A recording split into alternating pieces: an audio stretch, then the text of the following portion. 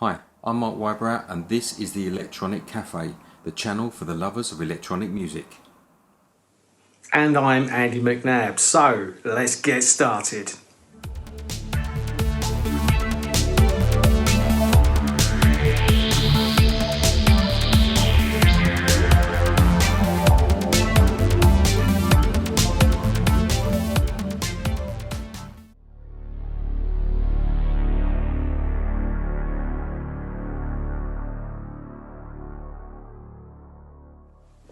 So welcome to this, one of our special interview editions of the Electronic Cafe. In this particular episode, we're looking at some of the music and interviewing the fabulous Jennifer Touch. She originates from Germany. When we met her on a Zoom call, she was in the Fat Cat Studios in Brighton. So we're arranging to go for fish and chips, I think, sometime later in the summer when she comes back from Germany. But needless to say, not only is her music incredible, she was a wonderful person, great to talk to, really good fun, really open, honest. And as I say, I just think that Mark and I say we want to bring some new artists to people like yourselves who just love music.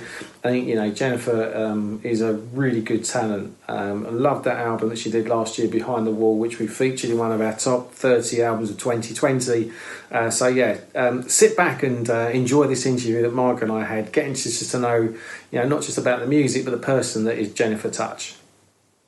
Okay, so one day we will maybe meet. Would be cool. Well, it'd be nice if we do go down to Brighton, we'll let you know that we're heading down there, and then you can. Yeah, totally. So I will go back to Berlin in 2 weeks, actually, like spontaneous. Oh, I like what you did there. You asked us to Brighton, and then you go back to Berlin. No. I just no. No, I just say.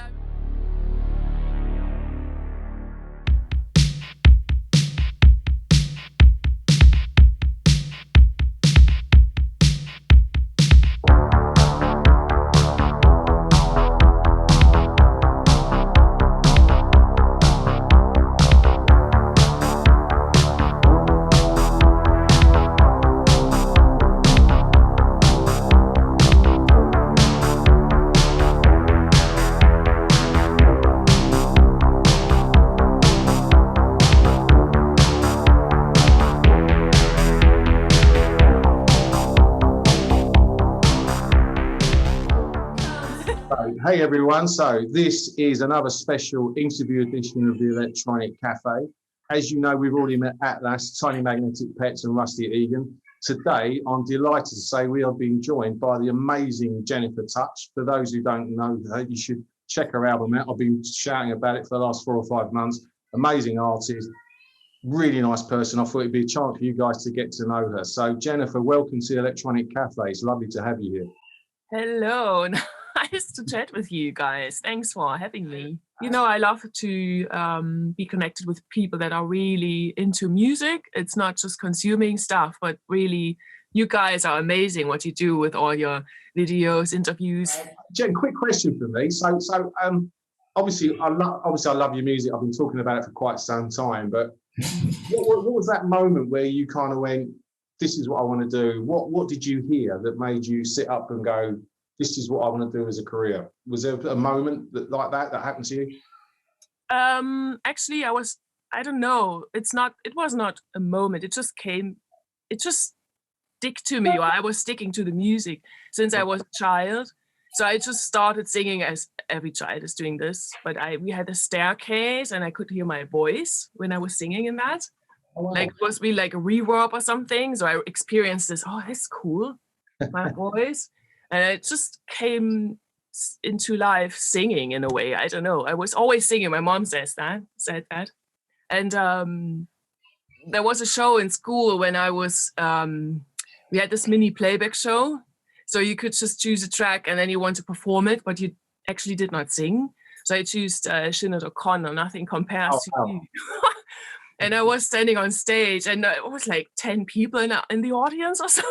Like my grandma and some other parents and what. And it was really shit actually, but the whole environment. But I felt like, oh my God, I'm standing here and not even singing, but I enjoyed this so much. I think this was one moment where I was experiencing this joy being on stage and just transporting the music.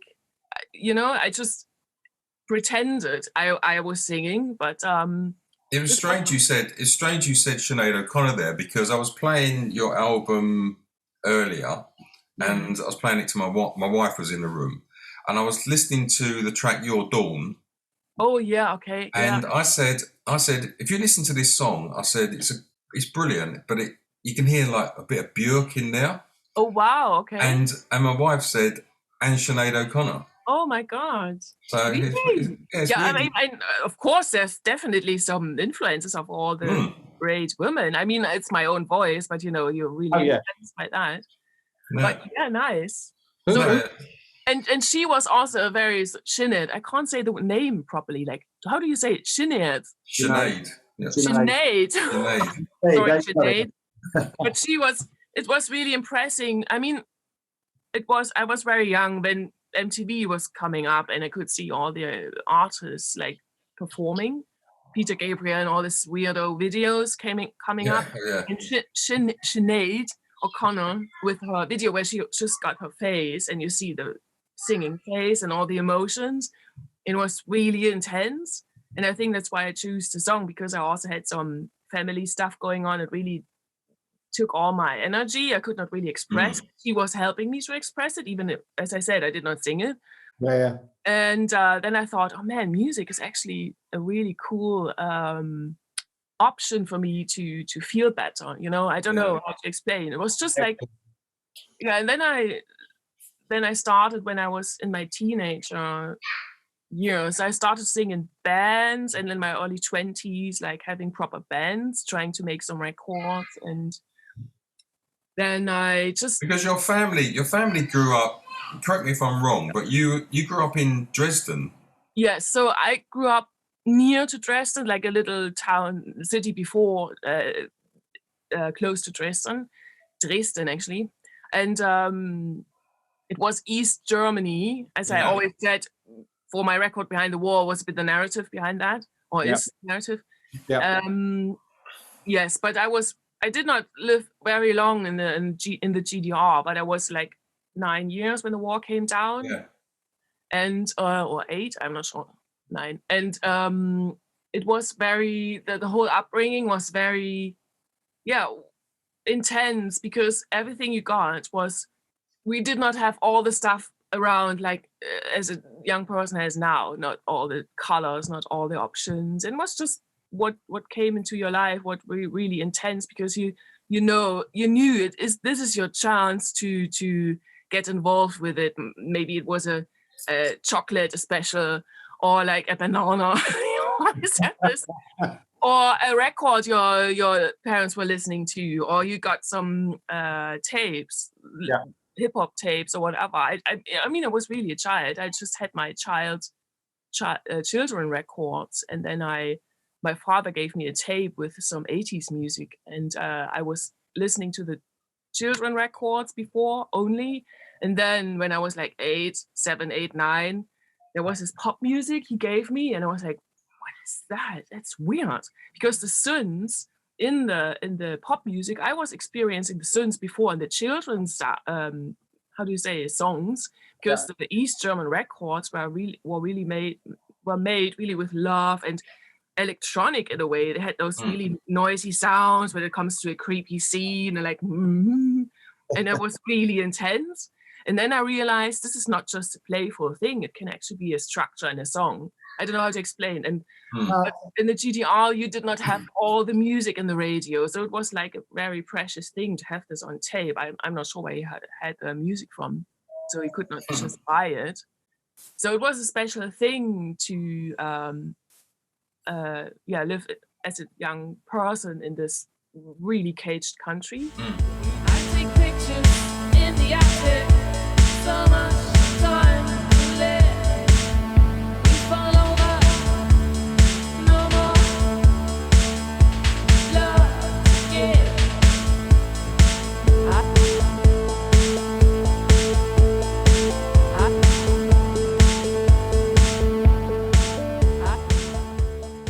In the early 80s, you heard some songs from your father's tape. Do you know what sort of bands or music it was? And do you think that's what got you into the electronic side?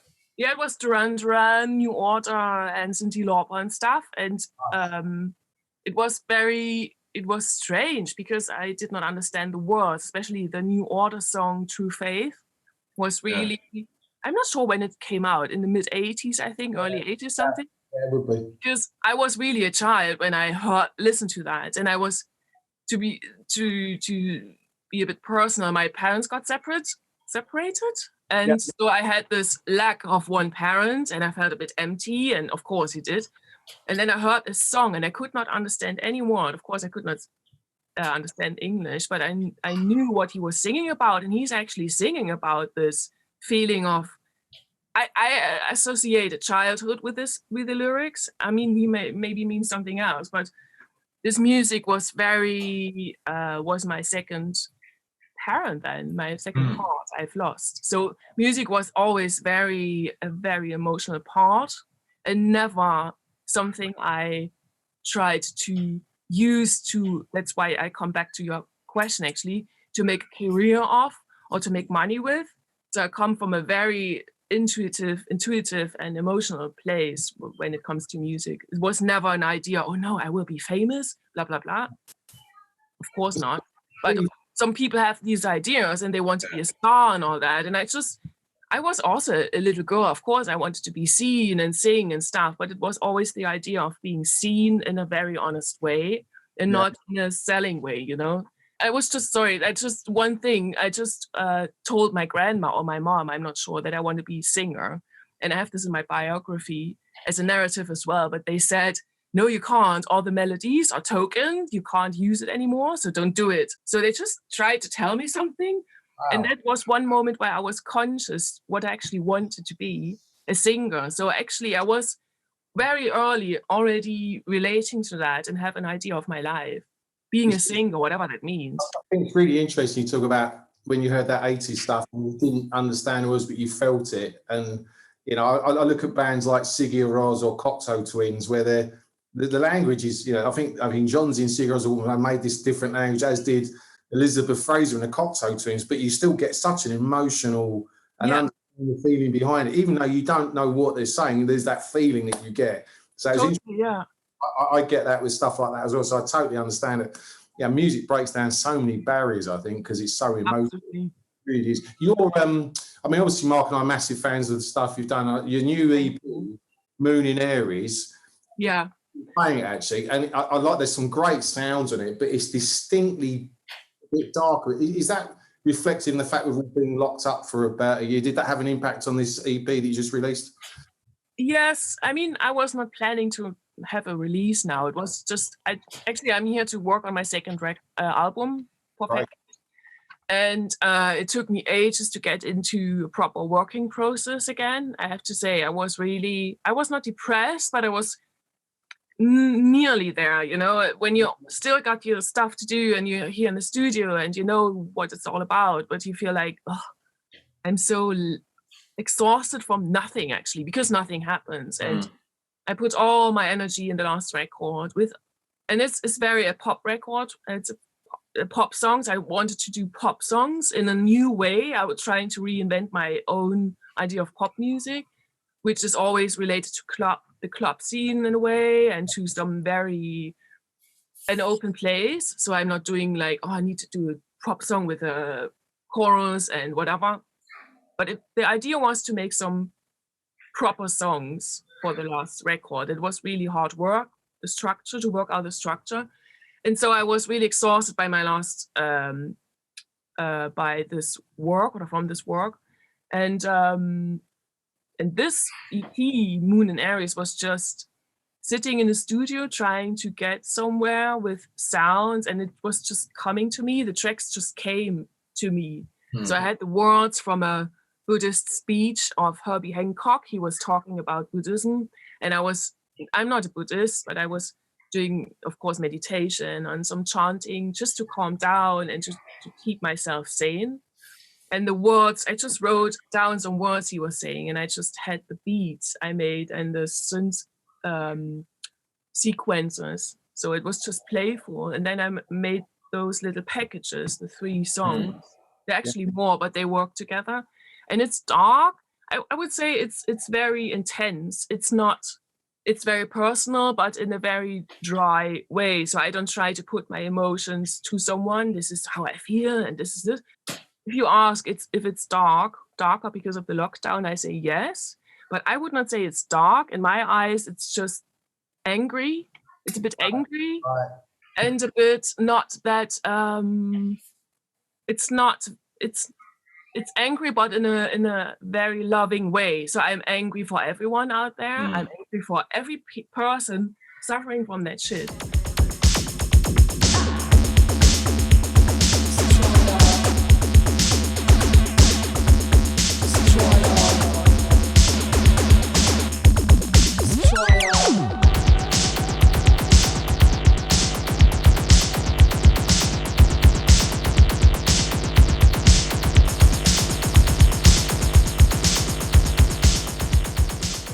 Well, we've seen your DJ sets.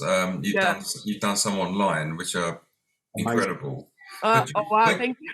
But when you write songs, does one affect the other? Do you write, your music thinking how it would be in a DJ set in a club, or because the last EP seems very techno-y and very aligned to your DJ work?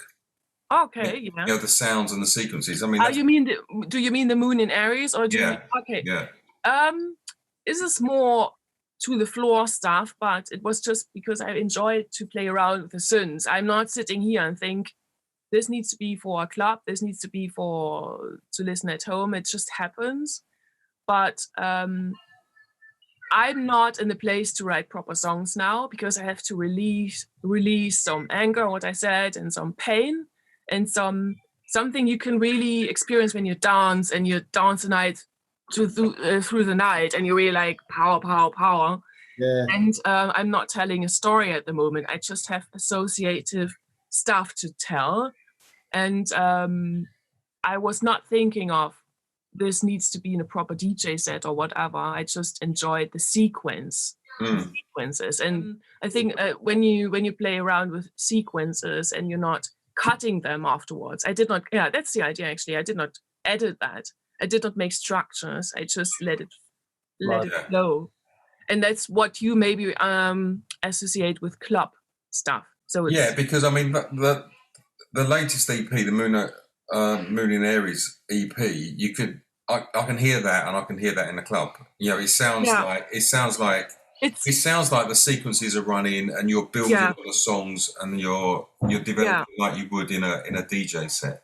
And then my idea was also when the tracks were done. So I said I was not trying to make club songs, but afterwards I thought it would be cool to have these lyrics and the sounds in the club ones, because what I say sounds very hard and a bit dark, but actually it's positive stuff, like becoming and destroy of all suffering. It's not. It sounds hard, but the message behind is full of power and love. And I want to put something like maybe a bit caged into the music. You don't really understand it like from that, but it's a message. Has lockdown been productive for you? Have you written a lot of stuff while in lockdown, or has it been difficult? Yes, actually I did, but I felt always I'm so lazy. I'm not doing anything. But in the end, I have like 15, 20 like sketches or songs. I'm not sure if I will release them, but I was constantly doing stuff because I was afraid to lose it.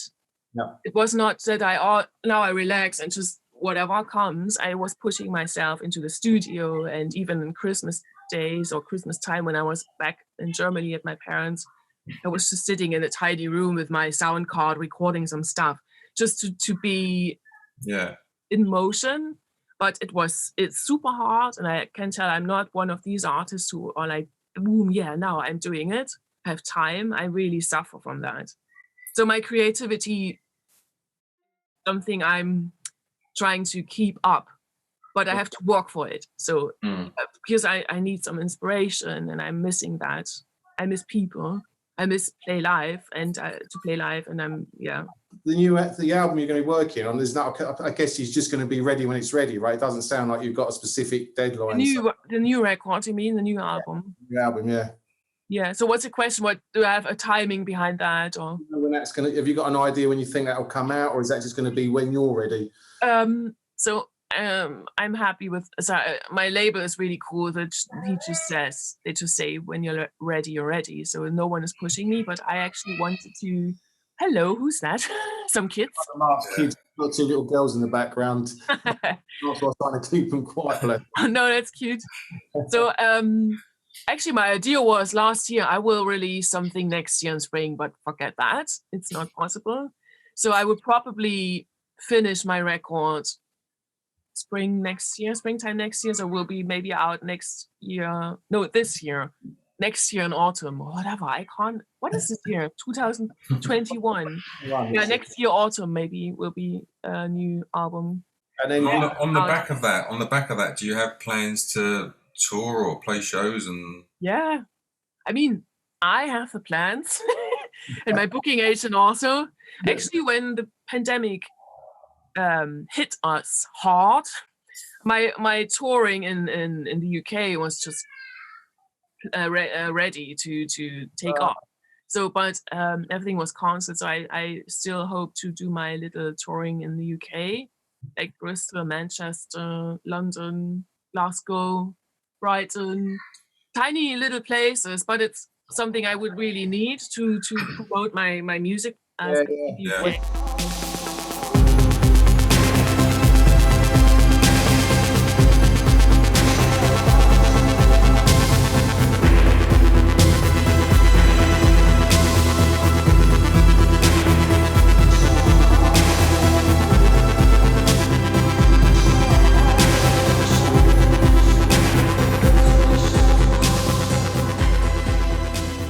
But I will definitely have a tour when it's possible. Totally, I totally believe in that. I'm not someone of those people. Oh no, it will never happen again. I know it will. Question is when, and if I'm 80 by then, or still. No. I mean, I don't know. You better do it before Andy or me get any older. So yeah. Hopefully, when you're still able to come to my gigs, to my shows. No, but yeah. So the actually, when it comes to the next record, it also has to be aligned with the options to play live shows. So I know friends of mine, like Curses or other artists, they are ready with their records, but they just wait to release it until they can tour around. Yeah. Funny you mentioned Curses. I'm a big fan of those guys. I was going to actually, my question was, which artists, like new artists, you loving right now? You mentioned one which I love as well. So yeah, he is definitely one. I mean, we are also friends, so I it's not just his music. Actually, I met him as a person before I just came to his work. I just knew him from friends, blah blah blah, and he's a very lovely person, really cool guy, and he's I don't know. I love when people do whatever music it is. It's not always my style or whatever. It's my style. What he's doing, I love that. But what I'm more into is an attitude that this is what he really wants to do, and this needs to be done in a way. So this is inspiring, and there are some really cool artists out there. I mean, most of them are my friends. Also, Skelesis, he's from Argentina. He's a very he comes from a bit more like Guns N' Roses and stuff. He was listening to that, but he's doing also electronic music, and I think he deserves more attention also. And some cool girls doing music like Penny Darko. So my Moon and Aries cover, there's this moon phase. She was doing this as an artwork, like sewing, or I don't know what is this this handcraft thing, whatever. It's handmade. Yeah. And she's also doing music, and she was sending me her demos, like preparing my 1BTN show. So I come across loads of cool new artists, or not even new, it's just not that big, what means young and new. Yeah, I think, especially in lockdown, I said to Mark that we're discovering so many great artists and bands that and the quality of the work is incredible. Absolutely. But no one's getting to hear it, which drives me crazy. I also discovered that I have a role maybe to be more supportive for others. I have to care for my own stuff, blah blah blah, all this. But I'm also already in a position where I can help others. So I try to connect people with my label, and I try to send demos to someone that is maybe interested. You know, I just try to keep the network like alive, vivid in a way. That's one of the reasons. I mean, I expect a lot of people have, you know, a lot of artists have written stuff during the last year in lockdown, but they haven't released it yet because they can't promote it, and they're scared that they'll just put it out there and it'll disappear without getting the proper recognition. But this is interesting because Moon in Aries does not have a promo at all. I mean, I just send it to people I know. My label was supportive, the Riot Band. They send it to their roster, to their people, and it's really interesting to see. Okay, I put this out. It's my music, and why do I do this? I know I will not make money with it, but I also want it to reach people. I want it to be heard. So do I wait to release all my stuff until everyone is hearing it, until I can make a proper release with a proper tour? Or do I actually need to release it now, put it somewhere, just to be heard from maybe one or two people, because it makes a difference to them? And I think to wait until all this is ending or comes to an end is not right. If you are an artist, you need to connect with what is going on, and this means find your little space where it can still be seen and be heard, and don't expect this to be the next big thing, because what we are doing now is to try to get through this. And I mean, I understand it when it comes to an album and where we really need a big promo around, and you know, there's loads of money in it. But I think it's cool, and that's also why I did the Moon in Aries release, just to what's also in my little caption. So just to say, I'm still here. We are still here, and this is me still.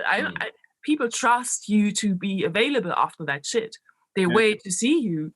You're kind of an anchor for them, you know. And I'm not a famous artist, but I already have this experience with people. Tonight I fold you.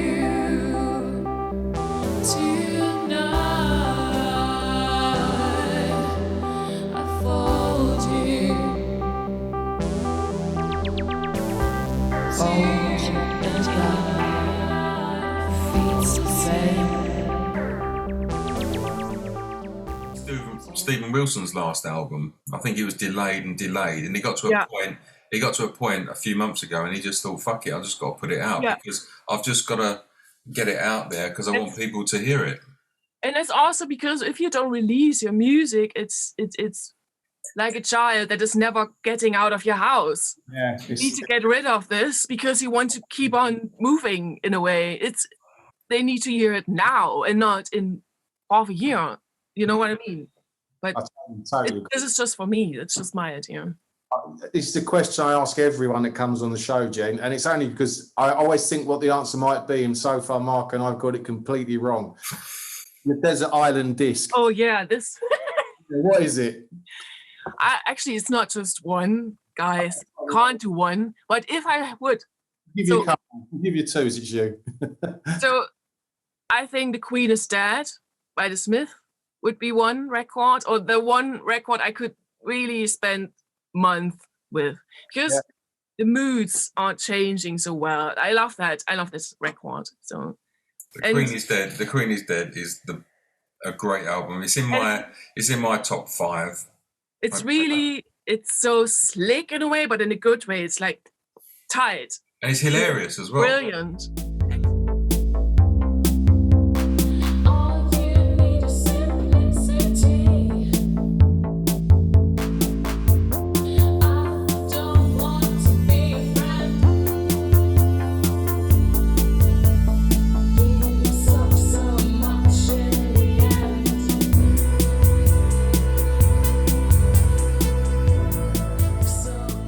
Also, this one I'm wearing. I wear it because I can't say it. The PJ record. Love PJ Harvey. But it's Oh, I can't say it. I think I saw. I know it's just from a song she was singing, and this is just like it's not the proper what is this record called? Is it Unhammer? It's I don't know. What is I think okay, I'm guessing. I saw PJ Harvey supporting U2 many years ago, so I've only seen it once. U2. Mm, Really? yeah. I mean, okay, they have made great records. Yeah, They they were They still are the biggest band probably in the world still, in terms of concerts and so. are they? Not Depeche Mode. I'd say between them and Depeche Mode, they're just both so huge. I mean, they are, and I love this iconic thing. I love that big band. Mark and I grew up with Depeche Mode because we're both from Essex, and we saw them playing venues. Oh shit! You must have been the first ones to hear them. We got some stories. Like we saw them back in the day before they were signed, like in Raquel's in Basildon, and these small clubs. And we used to see them on the train all the time because we lived just up the road to them. And like we used to in the early days, we used to be coming home from work or going out, and they used to be on the train. We used to chat to them and everything. So. Wow, that's so cool. So we knew them a little bit, but then now, obviously, we're just like, we have to pay £80 for a ticket to go and see them. They don't live there anymore, I guess. No, they all live in the States. Wow. You know what? Sorry, what did you say? Sorry. Even then, we knew they were going to be massive. They just had something. And then I saw their last gig with Vince Clarke at the Lyceum. It was his last gig with the band before he went off to do Yazoo with Alison Moyo, with Blancmange supporting. Wow, there's some amazing gigs. I never saw them when they were really like fresh. Of course, I did not, but I was lucky to bump into Daniel Miller. I was playing for Robert Girl in his weirdo solo shows. I was playing some noise guitar. I can't really play guitar, but I played some single note riffs, and it was just a bit arty and a bit weird. And we were playing in Paris. And on the way back on the airport, Charles de Gaulle or whatever, he just chatted with an old guy, and I said, "What the fuck? Why is he taking so long? Who's that guy?" And I just walked there, and I said, "Robert, will you come?" And they said, "Oh, this is Daniel Miller." And I was like, "Really?" It was so. I'm not a fan girl thing, you know. I'm not like chasing bands or stuff. I just enjoy that. But this was really a moment where I was so touched, because he's not really old, but he's an older guy. He's a pioneer, really. I mean, Moog Records, Daniel Miller, Yazoo, Depeche Mode, Erasure. And I said, you know what, you are the reason why I'm doing music. Fat Gadget. It's just so many. And he was so supportive to them. And then we were sitting in the airplane, and Robert was saying, "This is a sign you met him." And I said, "Really? I mean, this is really a sign." And I was like, "Okay." And then I met him on the luggage thing. What is this called when you pick up your carousel? Yeah. And I was standing next to him, and he was like chatting with me about Depeche Mode. And I was asking him, "Why did you sign them?" And he said, "Oh, I saw them playing in a shitty club, and they had shit instruments, shit synths, really cheap stuff. But the songwriting was so amazing. It was the best I've ever heard."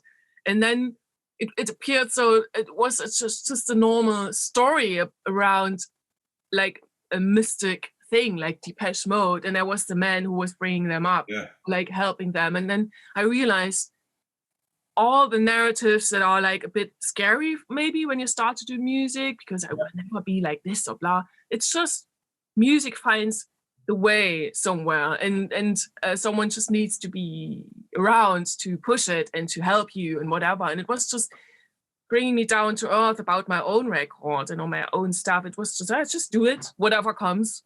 So maybe a Daniel Miller is coming around. I mean, Daniel Miller saw in Depeche Mode or in a lot of bands, Fat Gadget or whatever, what a lot of other people didn't see.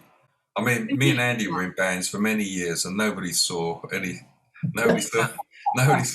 in our stuff. Nobody took a chance. But it's just interesting how some people like Alex Knight from Fat Cat, how they have this sixth sense about music or about the personality behind that. It's not just about the music. I think it's also about the person who's doing the music. Mm. Yeah, I agree. You think, I mean, Daniel Miller, you talk about Tony Wilson, the same thing with Joy Division. He saw, you know, those bands that he did with Factory Records. Then you get Daniel Miller with Mute. You need that someone to ignite it, really, to get people to go, that's really cool. And they're incredible people that make the magic happen with the music. Obviously, you've got the artists, but these guys get them the platform, which doesn't happen so much now. That's what I'm saying. So, Yeah. But I totally missed to tell him that I'm working on music and I need to send.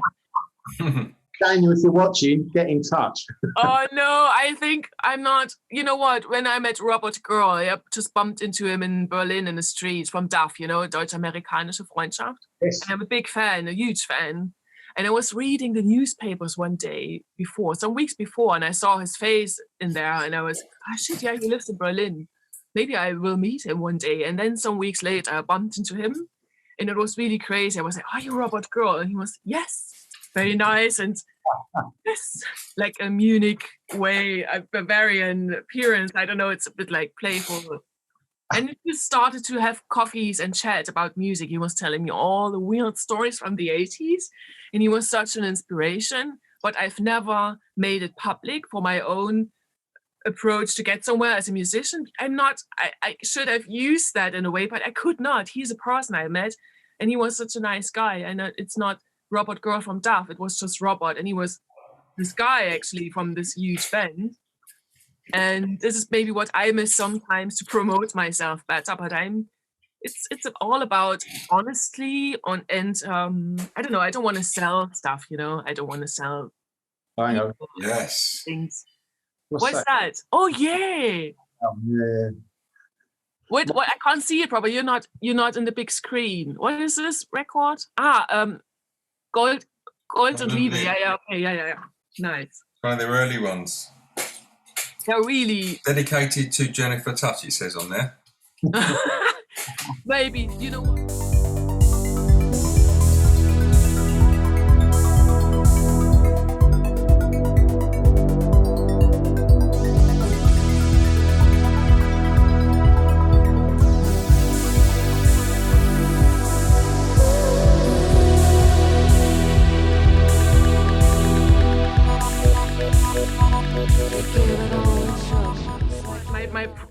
My most, I love this Prinzessin song. Do you know this? This is a very slow song where it's just a sequence. I mean, it's always just a sequence.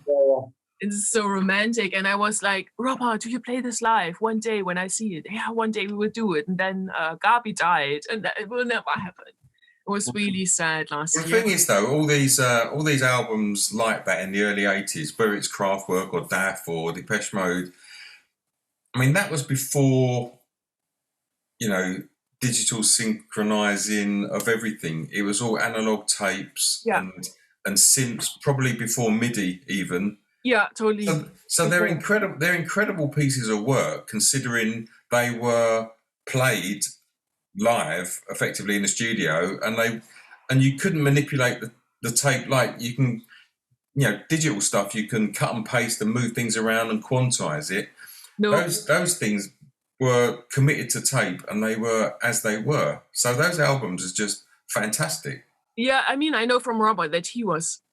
We have loads of chats about how he's making his music, blah blah, and he just spends a week working on one synth sequence, and then it has to be recorded. And when they were recording with Conny Plank in this, in his studio, he was just hidden away somewhere and working on his synth sequence while Gabi was writing lyrics. And then he tried to dance to the sequence, and then it was just really live. And that's just it. This is why this music is so powerful, because it's coming from that moment. Yeah. And that's also what I, just from my gut, from my feeling, I don't want to use MIDI that much. I'm not really a fan of this synchronized or synced stuff. I don't know. It's not sometimes I use it, of course, for some dub stuff, but not the main sequences. It's mostly played by hand, and then I just filter stuff, and because the little mistakes are important, and the little you don't want it almost too perfect, do you? You almost want that. Yeah, and I mean, it's just what I'm influenced by. This is all of this comes from a very playful, even if it's serious music, it's a playful way of approaching the song, like PJ Harvey and even the Sonic Youth and stuff. I'm really influenced by them, even though you could not really hear it on my music, but it's What is your go-to synthesizer? Is there one that you write on or you love? I always say that it's the Nord lead, because the Nord lead makes a very, and the Polykorg is an old Korg, it's not really expensive. And I love to mix both together into each other, because the one is really like odd in a way and a bit like not that clean, and the Nord lead is very clean, has really clear sounds.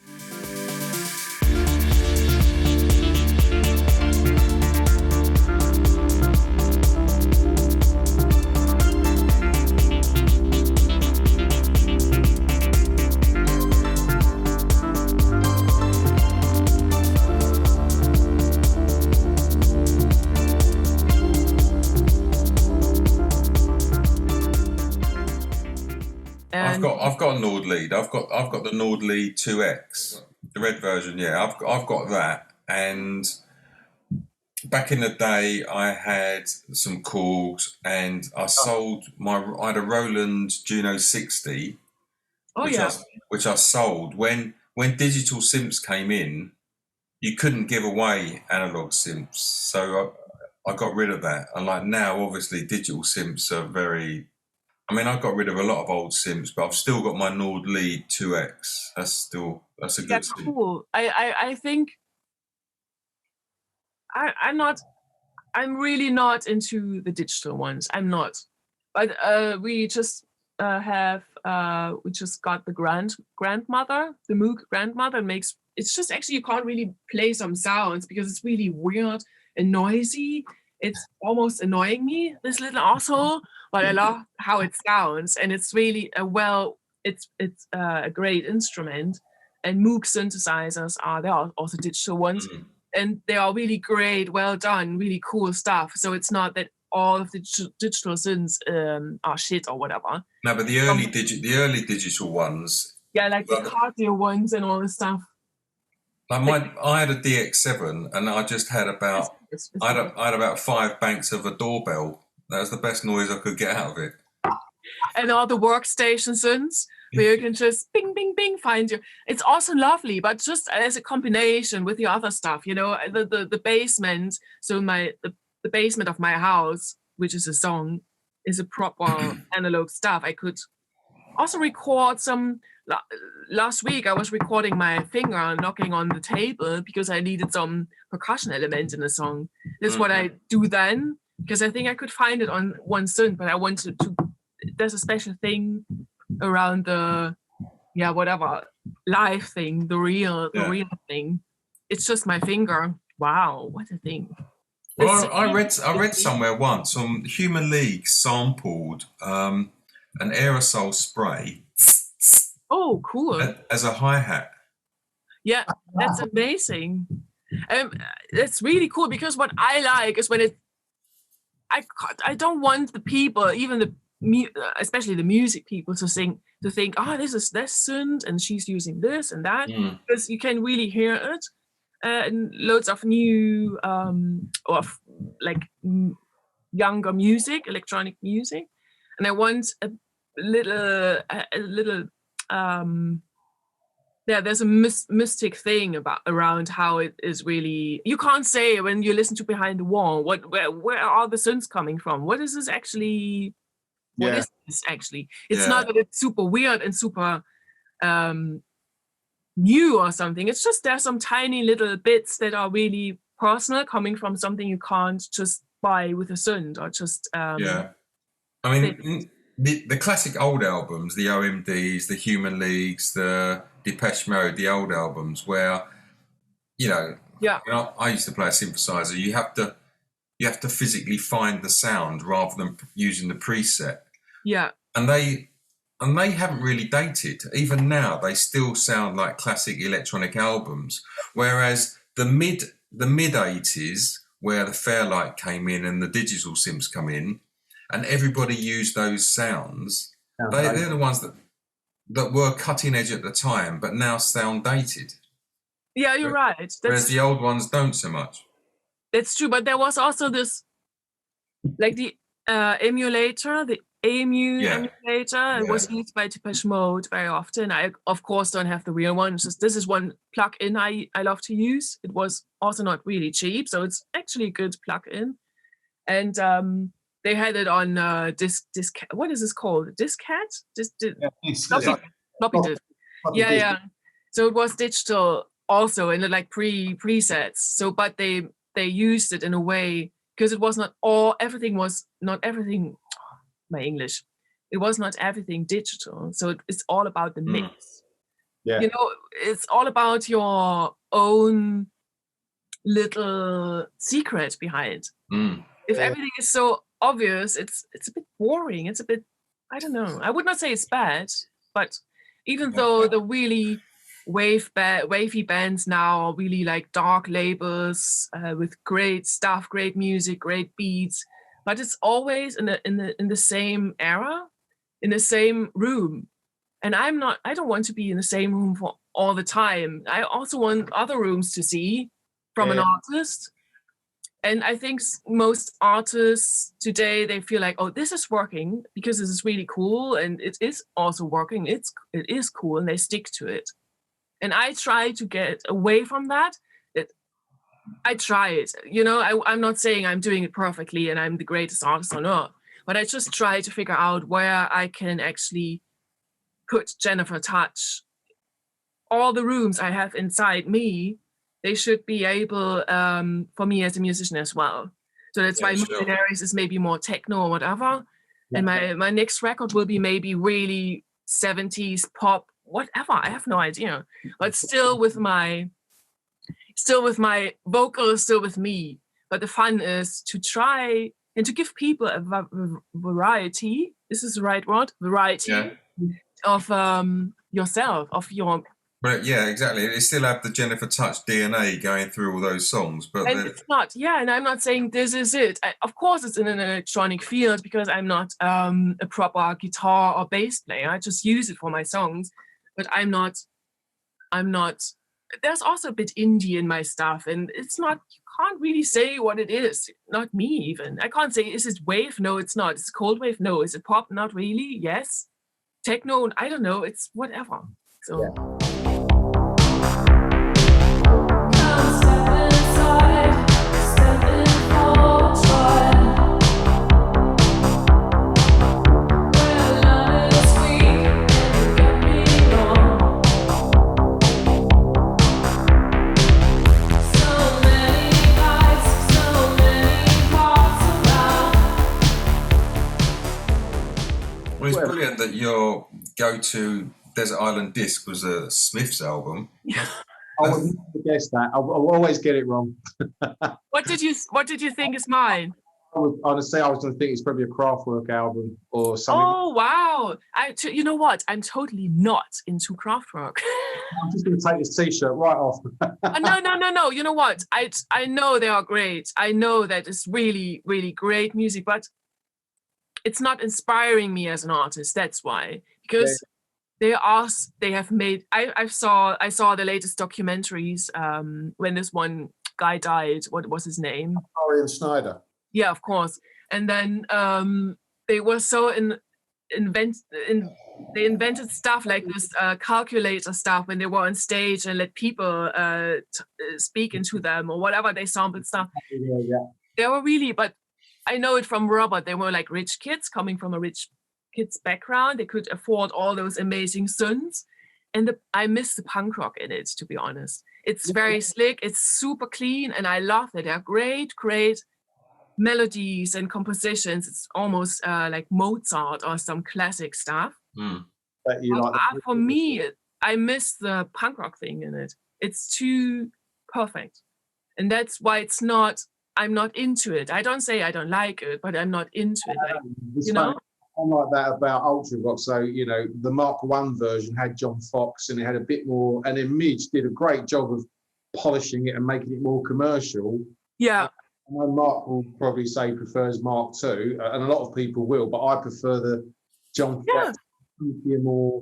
So I get what you're saying, but I think for me, these guys, so you know when I asked you about your and I'm also German, I'm also German, and this is what I get, people that are not German. This is a very lovely thing to get into Germans, like the German music. They made a great job to transport the German vibe to the world, and that's really important. You know what? And I think because I'm German and this little stiff thing, they are really stiff, like really like robot, the robot thing. I'm German and I've tried to get out of this robot. But it has a sexy vibe for people that are not from my country. And that's actually what I love about Kraftwerk, that they are pioneers in this to celebrate what actually was a problem for our country, this robot thing. And they made art of it in a way. They were sons of parents that have been in the World War, the Second World War. And this is really important that they just try to make a German scene, German music scene. So the whole krautrock music scene was made from sons and daughters from the parents that were like ashamed of being German and stuff. And then they made those nice, crazy sounds, which was called krautrock by a British press by. And those guys, and Kraftwerk is also it's a modern version of krautrock, and I think for me modern because it's so cold in a way. I read a quote that said about the 80s music, and it said the Americans wanted to be British, the British wanted to be German, and the Germans wanted to be robots. Actually, the Germans want to be British, to be honest. But a lot of the British bands, they wanted to work with Connie Plank and have that German influence, didn't they? I love this. You know what? This is really cool because I'm so attracted by the British music scene that it's always making me happy when I get something back that my country is also giving something.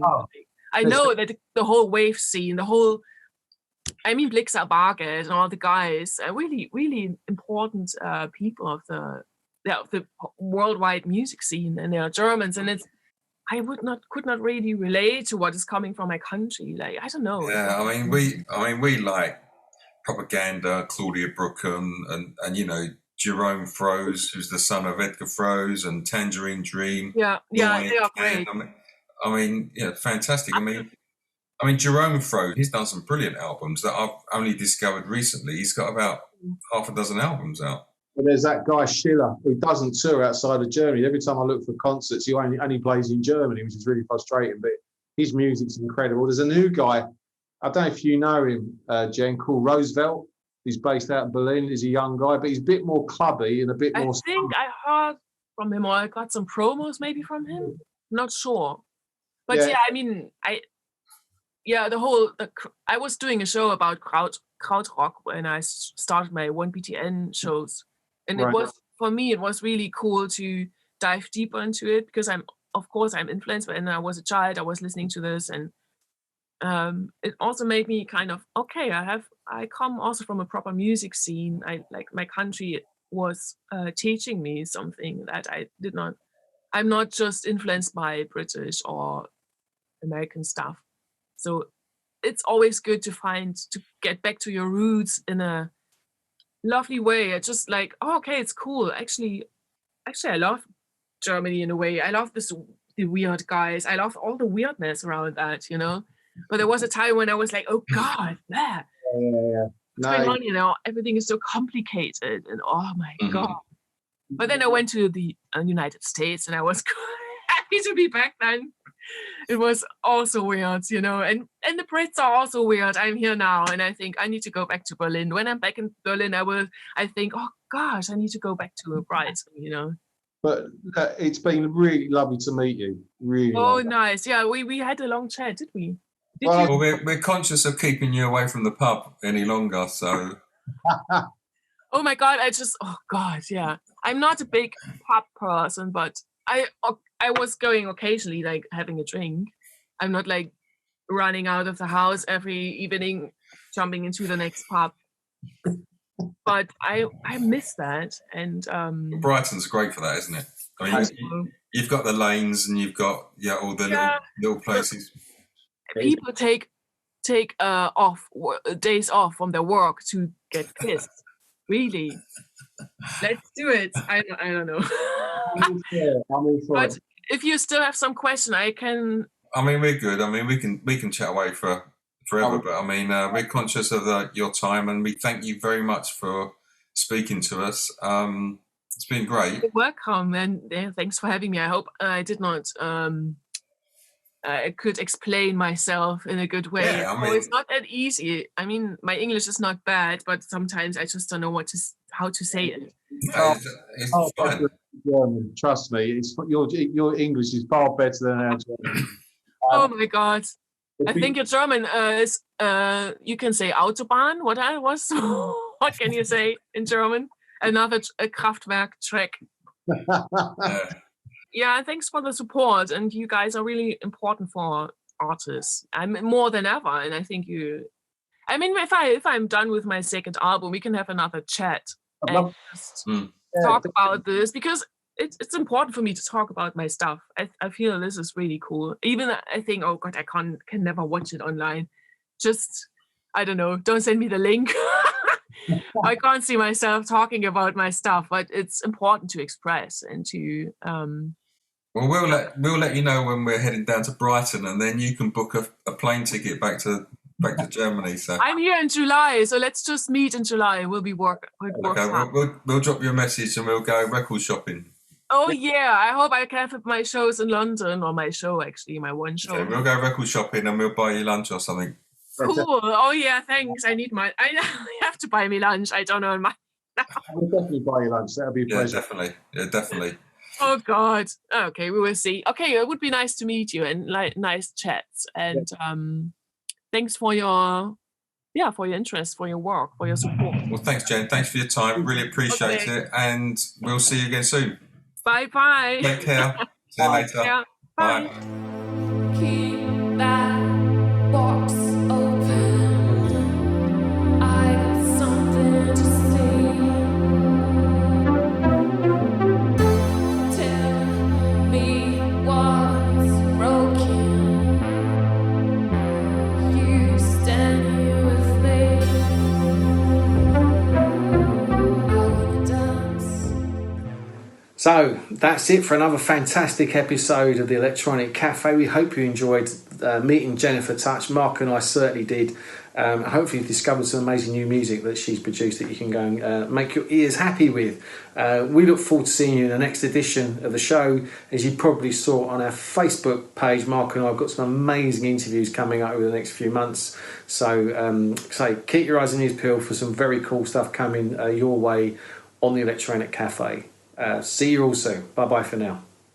Thanks for watching the Electronic Cafe. Please can you help us grow and hit the like button if you enjoyed this episode. Please leave a comment and please subscribe. Thanks. See you next time. Take care.